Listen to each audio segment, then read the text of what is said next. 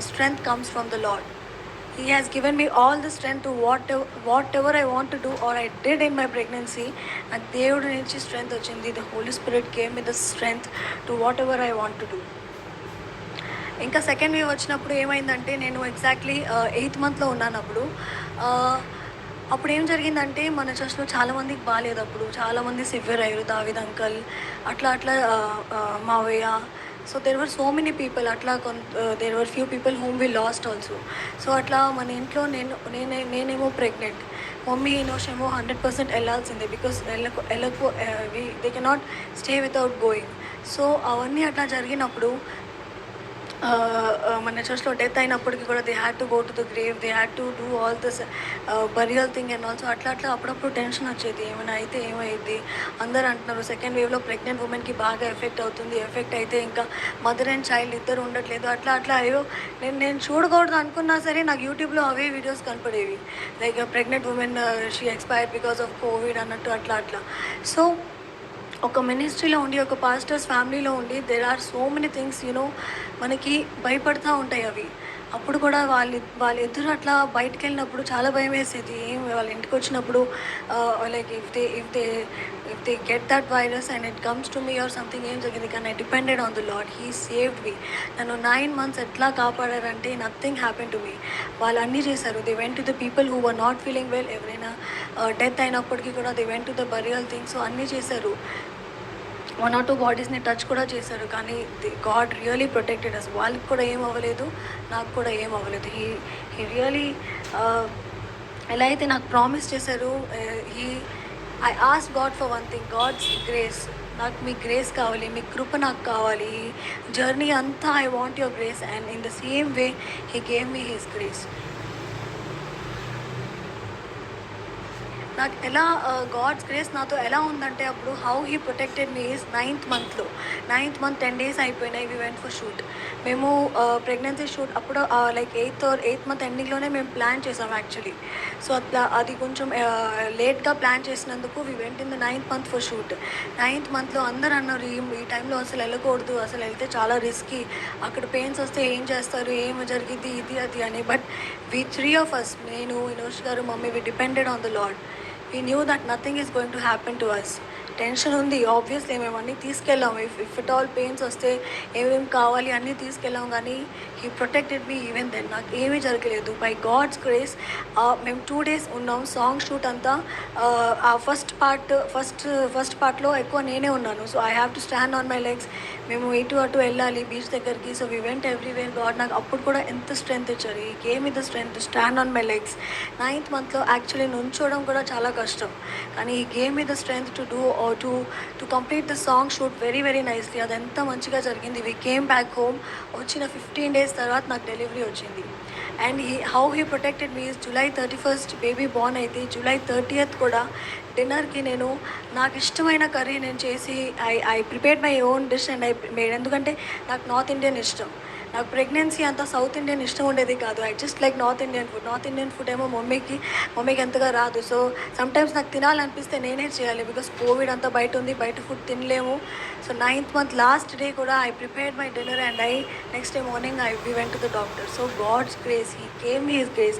దేవుని కృప నాతో ఎంతగా ఉంచారంటే he really was with me. So ఈసారి when we decided the name, బేబీకి ఏం name పెట్టాలన్నప్పుడు when we were thinking on the name, మేము ఒకటే అనుకున్నాం. Because his grace was with us. దేవుని కృప మనతో ఉంది కాబట్టి సంథింగ్ రిలేటెడ్ టు దట్, ఆ కృపని రిలేటెడ్గానే నేమ్ పెట్టాలి. So we kept the name in the same way. ఎలా అయితే హన్నా కూడా Samuel, when she name Samuel, 1 Samuel 18 chapter 20th verseలో అప్పుడు దాంట్లో ఏముంటుందంటే హన్నా శామ్యుయల్ అని పేరు ఎందుకు పెట్టిందంటే I ask God for God's grace to be with me and he was with me. So ఎలా అయితే he was with Hannah, God was with me in the same way. And అందుకే ఇప్పుడు మేము పెట్టబోయే నేమ్ కూడా God's grace. It is the meaning for the meaning of the name for our baby depends on God's grace. ఇదంతా pregnancy journey it was like a cake walk. చాలా స్లోగా, సాఫ్ట్గా, స్మూత్గా జరిగింది. I had everything. నా పక్కన అందరూ ఉన్నారు to care about me.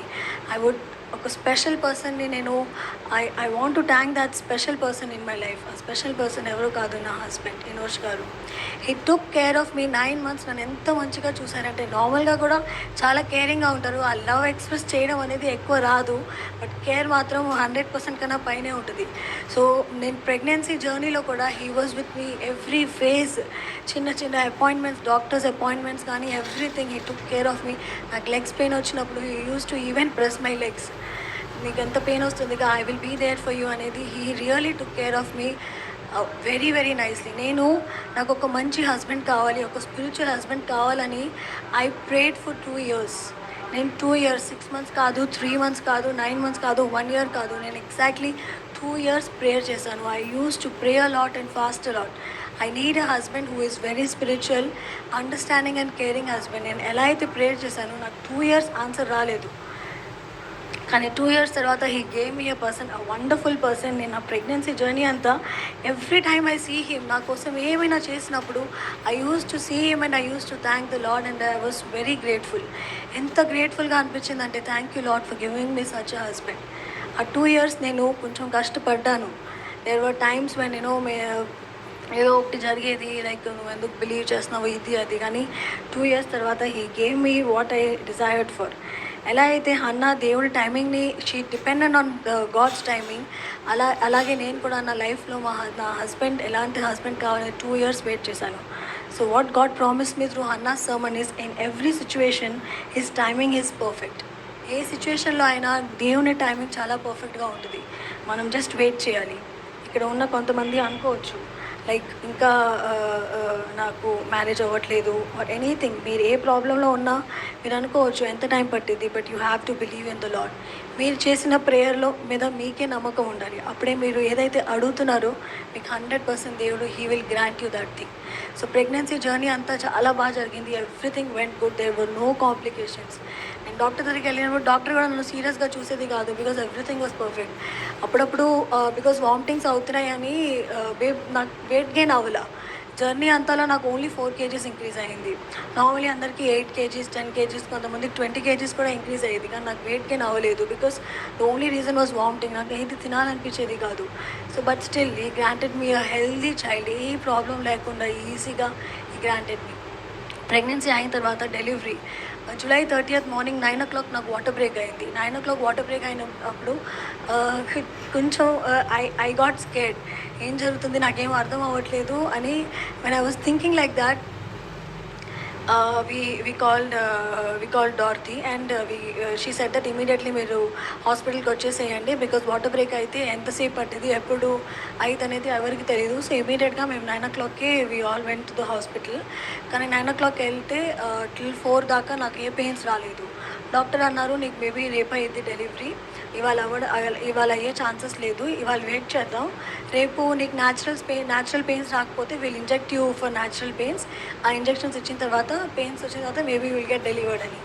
By God's grace ఇప్పుడు ఈ ఉన్న జనరేషన్లో న్యాచురల్ పెయిన్స్ చాలా తక్కువ మందికి వస్తాయి. అవి ఇంజెక్ట్ చేస్తేనే, అట్లీస్ట్ ఇంట్లో వచ్చిన హాస్పిటల్కి వెళ్ళిన తర్వాత ఒక్క ఇంజెక్షన్ అయినా తీసుకుంటారు ఫర్ న్యాచురల్ పెయిన్స్. నాకు బై గాడ్స్ గ్రేస్ నాకు that also was not needed. నాకు న్యాచురల్గానే 4 o'clock పెయిన్ స్టార్ట్ అయినాయి. ఎవ్రీ 1 hourకి వస్తున్నాయి. అప్పుడు 6:30, 7 దాకా ఎవ్రీ 15 minutesకి, ఎవ్రీ 20 minutesకి, ఇంకా 7:30 ఎవ్రీ 2 minutesకి, 1 minuteki రావడం స్టార్ట్ అయ్యాయి. అప్పుడు బ్యాక్ పెయిన్ ఎక్కువ వచ్చింది. బాగా ఎక్కువ వచ్చేసరికి 7:30కి they took me into the labour రూమ్కి వెళ్ళిన తర్వాత స్లోగా అవి ఎక్కువ అవుతానే ఉన్నాయి.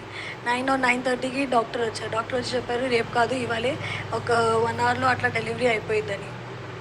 సో నాకు exactly horrible pains. Time limit ఏంటంటే just 1 hour.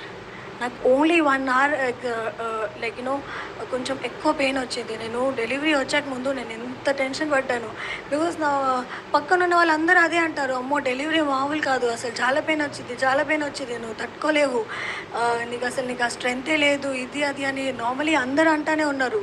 Normal delivery is not so easy అని, ఇది అది అని. But I would really like to thank my church. మా చర్చ్ ఫ్యామిలీ నా కోసం, నా బేబీ కోసం ఎంత ప్రేయర్ చేశారంటే they prayed every day for us. నాకు ఏమైనా కోవిడ్ రాకుండా ఉండాలి, ఎనీథింగ్, డెలివరీ మంచిగా అవ్వాలి, healthy baby, I should give birth to healthy baby, అట్లా ఎలా అయితే చర్చ్ ఫ్యామిలీ ప్రేయర్ చేశారో నాకు